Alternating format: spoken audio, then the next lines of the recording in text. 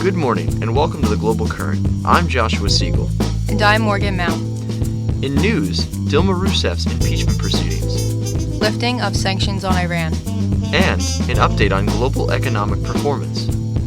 In analysis, the Israeli response to the lifting of Iranian sanctions. And Taiwan's election and its effects on cross-strait relations. Then, the Global Current brings you a commentary on Ambassador Samantha Power's recent visit. Thanks for tuning in, and enjoy the show. And now, Karina Hendren reports on Dilma Rousseff's impeachment proceedings.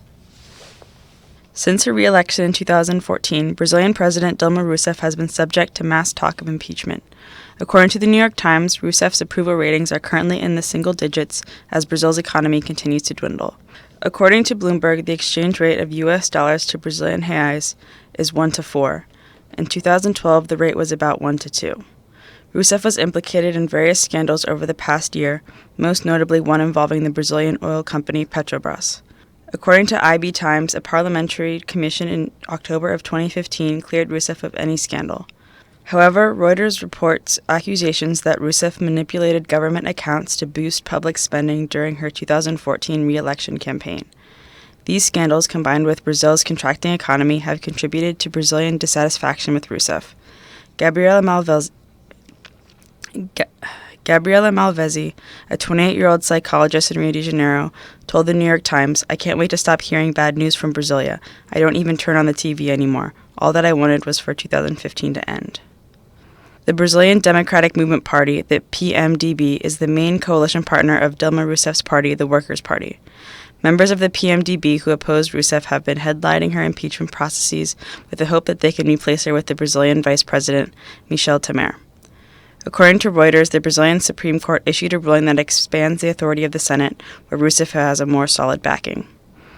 The ruling also reduces the power of the lower house Speaker Eduardo Cunha, who initiated her impeachment process. Reuters reports that Tarcísio Perondi, a PMDB congressman, stated, "The momentum for impeachment has lost force, yes, due to the brutal interference of the Supreme Court in a legislative matter." Perondi also believes that Brazil will only be able to recover from their current economic recession if Rousseff is impeached. Perondi also believes that Brazil will only be able to recover from their current economic recession if Rousseff is impeached. Perondi and other PMDB members will attend a party convention in March where they intend to push leaving the PT coalition. However, not all PMDB members feel the same way.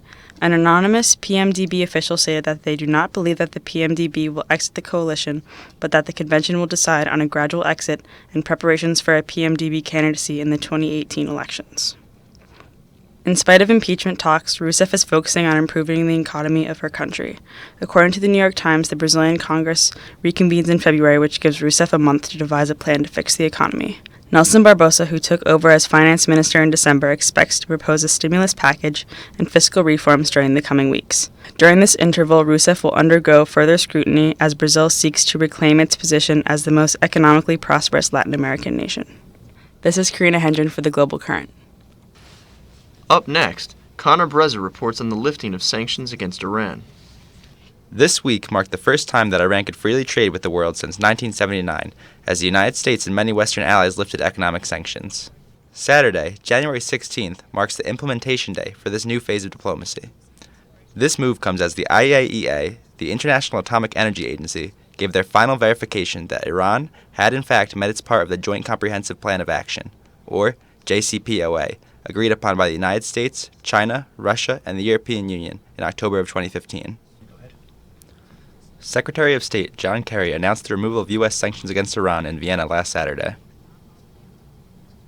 After more than 2.5 years of intense multilateral negotiations, the International Atomic Energy Agency has now verified that Iran has honored its commitments to alter and, in fact, dismantle much of its nuclear program in compliance with the agreement that we reached last July.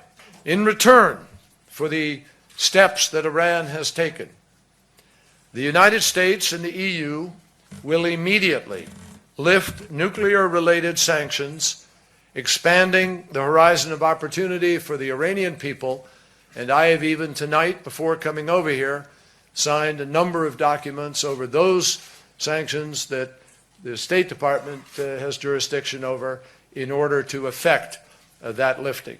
Today, as a result of the actions taken since last July, the United States, our friends and allies in the Middle East, in the entire world, are safer because the threat of a nuclear weapon has been reduced. Today, we can confidently say that each of the pathways that Iran had toward enough fissile material for a nuclear weapon has been verifiably closed down. The sanctions were first put into place by the United States after the Islamic Revolution in Iran in 1979. Since that time, there have been several additional layers of sanctions added in order to alter Iran's policies, most notably its uranium enrichment programs. While these sanctions were in place, the majority of Iran's industries were unable to trade with much of the developed world, including the European Union and the United States. Since their inception, these sanctions have had a devastating effect on the Iranian economy as well as the Iranian people. Having finally fulfilled all of the requirements agreed upon after many intense rounds of diplomatic negotiations, Iran now has access to a host of markets that were formerly barred to them. Should this agreement prove effective, it represents a great victory for diplomacy. This is Connor Brezza reporting for the Global Current. Next this morning, Michael Roma reports on current global economic performance. Since the start of the new year, global markets have experienced a large degree of negative investor sentiment. This has been reflected by the drastic decline in world market prices, impacting all segments of the market, from currency valuations, bond prices, and of course stocks. This loss of investor confidence in the market has adversely affected both prices of emerging companies as well as well-established blue-chip companies. This which can be evidenced by the tremendous negative percentage changes of market indexes. In Shanghai, suspending of trading earlier in the month has been attributed to exacerbating the negative investor sentiment. The Shanghai Stock Exchange Composite Index has seen losses of 18.61% since the last day of trading in 2015. Markets in Frankfurt, London, and New York have experienced similar decline, with the DAX down 10.88%, the Financial Times Stock Exchange 100 in London having declined 7.97%, and followed by the Dow Jones Industrial Average in New York having experienced a 9.78% drop in the index. This, along with worrying investors who have seen their portfolios plummet with the global market sell-off, has caused for government and financial leaders to speak out about the conditions of the global market. From Davos, Switzerland, addressing the World Economic Forum at its annual summit, the Chinese Vice President Li Yuanchao made statements that Beijing will be making an attempt to restore investor confidence in the Chinese markets. Mr. Li asserting to the convention that China has the confidence and capacity to maintain medium to high growth. This after the Chinese economy has experienced its lowest growth in 25 years. As the world is yet to shrug off the deep impact of the global financial crisis, its economy is still in a period of profound adjustment. The Chinese economy, closely connected with the world economy, has entered a new normal, shifting from fast quantitative expansion to a stage of pursuing higher quality and efficiency. In addition to the statements made by the Chinese government, various other officials have made their own statements regarding the global economic dip that has been experienced. This week, European Central Bank President Mario Draghi expressed a great deal of confidence in the Eurozone's future, stating that, "We are not surrendering. We don't give up," adding that the central bank has plenty of instruments to deploy in order to aid the recovery of European and world markets. Similar confidence has been expressed by the United States. Economic officials at the Federal Reserve Bank of Atlanta, President Dennis Lockhart, stating that the global sell-off would likely fail to impact the United States economy. Although it is good to hear, this has been Michael Roma for the Global Current. Recover. Not all officials are as confident in its ability to do so. In the UK, Chancellor George Osborne warned of a dangerous cocktail of new threats to the British economy.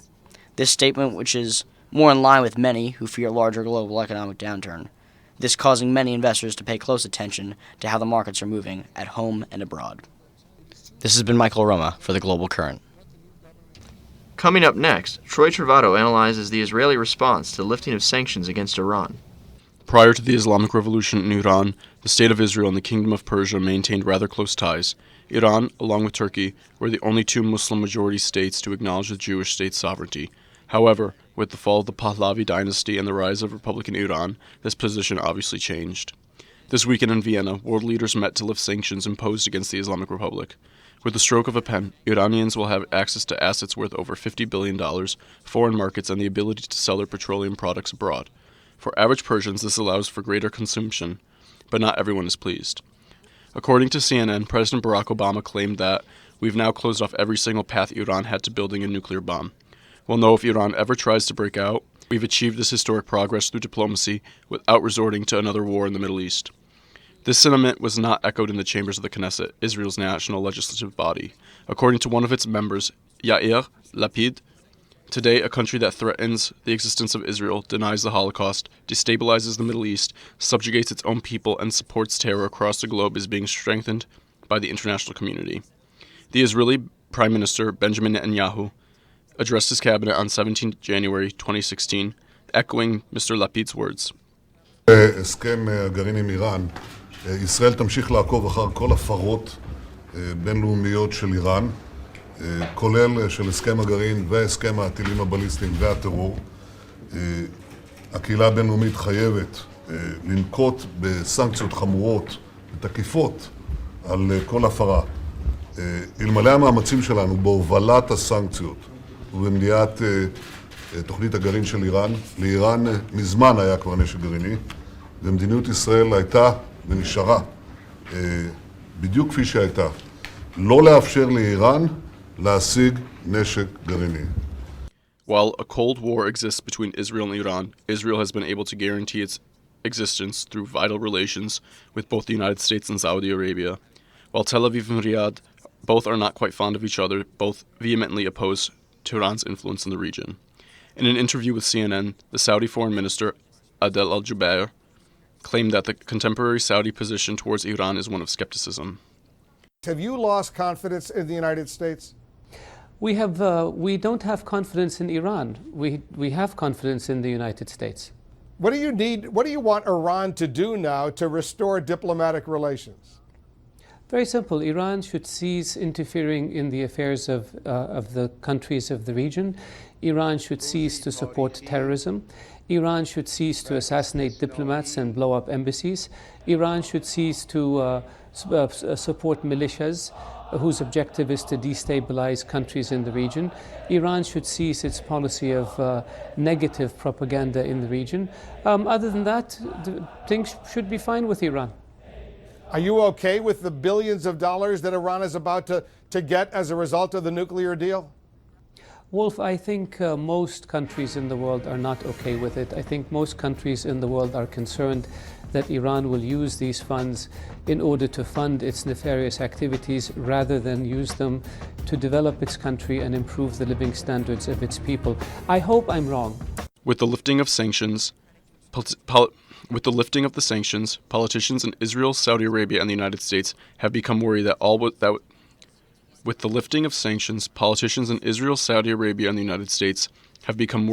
that was accomplished in the second half of last year could be in vain.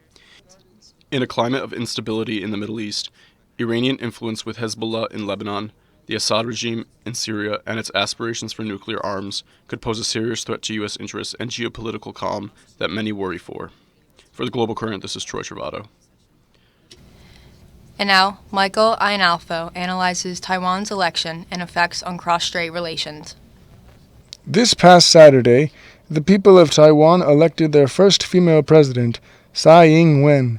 She is a member of what was the opposition party, the Democratic Progressive Party, or DPP. This could be a turning point in China-Taiwan relations. According to the Council on Foreign Relations, the relationship between China and Taiwan is described as maintaining a fragile status quo. This status quo has been in existence between the two countries since 1949, when the Chinese Communist Party, or CCP, defeated the Nationalists, or KMT, in the Chinese Civil War. After their defeat from mainland China, the KMT forces retreated to Taiwan and continued their government from there. Officially, the name of Taiwan is the Republic of China, while mainland China refers to itself as the People's Republic of China. This name distinction is important because both countries believe that there is only one China and that they are it. Again, the Council of Foreign Relations explains, after losing the civil war to Communist Chinese and fleeing to Taiwan in 1949, the nationalist Kuomintang leaders of the Republic of China regarded the communist government as illegitimate, claiming the mainland as rightfully its own. Beijing, in turn, regards Taiwan as a renegade province. In recent times, under the KMT, the Taiwanese government has achieved closer ties with China. This has mainly been done for economic purposes. The New York Times reports that the KMT has signed more than 20 agreements over the past 8 years, and the current KMT candidate argued that Taiwan needed to focus on trade and investment with China to revive its economy. However, the New York Times also says that many Taiwanese people were skeptical that further integration with China would give it more leverage and control over Taiwan. According to CNN, the DPP favors complete independence from China. As a result of this, the Taiwan Affairs Office in China claimed to oppose any form of secessionist activities seeking Taiwan independence. The New York Times quotes Tsai as stating, "Following the will of the Taiwanese people, we will work toward maintaining the status quo for peace and stability across the Taiwan Strait in order to bring the greatest benefits and well-being to the Taiwanese people." According to I-24 News, she also said, Sides have a responsibility to do their utmost to find mutually acceptable ways to interact with respect and reciprocity and ensure no provocation and no surprise. Since the new administration in Taiwan has not taken office yet, it is too early to tell exactly what the new government's plans are for relations with China. However, what is clear at this early stage is that relations between the two countries hinge on how China reacts to the new president. The last time the DPP was in power from 2000 to 2008, and Larry Diamond, a senior fellow at the Hoover Institute, told VOA News, "While no one knows exactly what will happen when the new government in Taiwan takes power, it is clear that both sides will have to be careful to avoid conflict. China has already been increasing its presence in the region by expanding its naval presence in the South China Sea. While this has not led to any conflict in the region yet, it has the potential to do so as numerous countries have overlapping claims about territory in the region. If the incoming President Tsai attempts to push her party's traditional platforms of independence for Taiwan, China may feel the need to increase its presence in the region even more.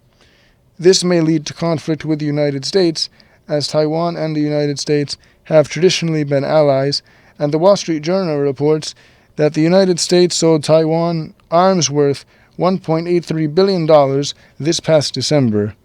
While it seems that neither side wants a conflict, it is important that both sides do everything possible to avoid any future confrontations. For now, the world will just have to wait until President Tsai takes office. For the Global Current, this is Michael Ionelfo. Finally, this morning, Emily Livaday comments on Ambassador Samantha Power's recent visit to Seton Hall.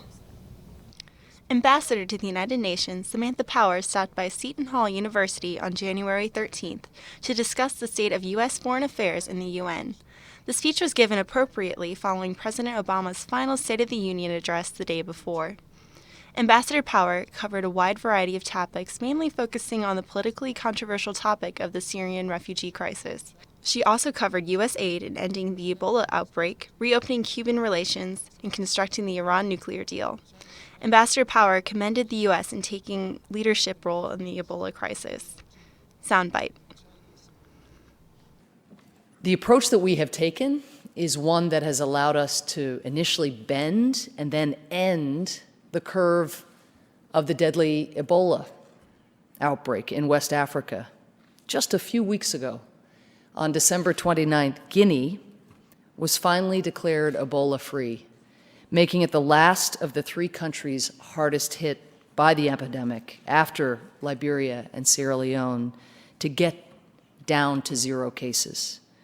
Now, more than 11,000 people lost their lives in the Ebola outbreak. It's devastating, that toll, and communities are scarred and survivors are stigmatized to this day. But hundreds of thousands, if not millions, more people might have died if the United States had not catalyzed a global response to stop Ebola's spread. When the world was slow to wake up to the threat that the outbreak posed, we didn't just deploy some 3,000 military personnel, doctors, epidemiologists, logisticians, and development workers to lead the effort on the ground, far more than any other government. We also, these individuals collaborated with communities on the ground. We partnered. We have sought to invest in the capacity of these communities who will ultimately dictate the fate of their nations. And we leverage the commitments that we made to get other countries to come on board. And I can tell you just from being at the United Nations what it meant when President Obama came forward and said, notwithstanding the fact that our military is active in multiple theaters around the world, notwithstanding the fact that for all of us, Ebola is a new phenomenon, one we are struggling even still to understand the precise epidemiology of how it spreads and how it has moved over these last 2 years. Notwithstanding all of that, when the United States stepped up to lead, other countries said, whoa, this is real. Now we've got to think to ourselves, what can we do? How can we help? And you saw that commitment, that initial commitment that the president made in the face of pretty strenuous domestic concern, as you might recall. You saw the effect it had on other countries, as others also stepped up to help build emergency treatment units, to send health workers, to provide basic equipment like plastic bottles and chlorine and SIM cards for the phones so that people who were showing symptoms of Ebola, that information could quickly be shared so that contacts could be traced, and again, the spread could be curbed. When the world needs an all-hands-on-deck effort, America not only does its part, we step up and we lead. Ambassador Power also gave praise to Obama for lifting the embargo on Cuba after 55 years, saying this will change the way the United States is portrayed in the world and help expand human rights. Another diplomatic measure she praised was the Iran nuclear deal, which was completed in 2015. Ambassador Power pleads that opening up to formerly hostile countries like Cuba and Iran will help move America forward. Soundbite. With Cuba, we have taken away the regime's bogeyman. We have strengthened our relationships with other governments across the Americas, and we have actually put ourselves in a better place to help advance the human rights of the Cuban people. Look at Iran, clear-eyed about the dangers of a nuclear-armed Iranian government. We built up a global coalition to impose sanctions, and those sanctions eventually brought the regime to the negotiating table, and those sanctions provided the pressure to keep them at the negotiating table. The result was a nuclear deal that, if implemented, will cut off Iran's pathways to a nuclear weapon. Does engagement diminish our concern about the instability that Iran fuels beyond its nuclear program? Of course not. No. Does it mean that we will stop condemning the Cuban government's repression of its own people? Not for 1 minute. Some say it is foolish to engage these regimes. Seeing what we have been able to achieve, though, through principled engagement, we think it would be foolish not to. We are witnessing the largest wave of refugees and displacement since the Second World War, many of whom are fleeing the catastrophic conflict in Syria, where they are caught between a regime that gasses, barrel bombs, and deliberately starves its own people, caught between that on the one hand, and violent extremists who sell women like cattle in markets and murder people just because of their religious preference or because of their ethnicity. That is the world these people are fleeing. And yet some in this country, including some politicians, have called for us to turn away innocent people who are trying to escape these horrors. More than half of America's governors have said they do not want their states to admit refugees from places like Syria. More than half. Others have gone further, arguing that because some people have used religion perversely to justify their acts of terror, we should start using faith to determine who should and should not be admitted to the United States. They say that keeping these others out of America, whether those others are refugees, Muslims, Syrians, or members of some other group, they say it's the only way to keep us safe. But these people misunderstand who we are and what makes us strong. As the president said last night, the world respects us not just for our arsenal. It respects us for our diversity and our openness and the way that we respect every faith. Compromising on those core values has never made America more secure, and it never will. The most talked about issue was the Syrian refugee crisis. The ambassador showed concern that not allowing refugees into American borders compromises the values which America is respected for. She gave acknowledgement to the political opposition, calling for action to reinstate these values she believes makes America a great world leader. Soundbite. And I urge you to go out into your communities. These families are everywhere. They are part of the fabric of American life. Those who are here today are accompanied by representatives of several groups who have worked to help people like them when they come to the United States, help settle them once they arrive. It's a big adjustment. Talk to these families. There are a lot of choices in the grocery store in the United States. It's really hard when you don't speak the language. Getting your kids acclimatized into schools, where not only is the language an issue, but even the script in which we write.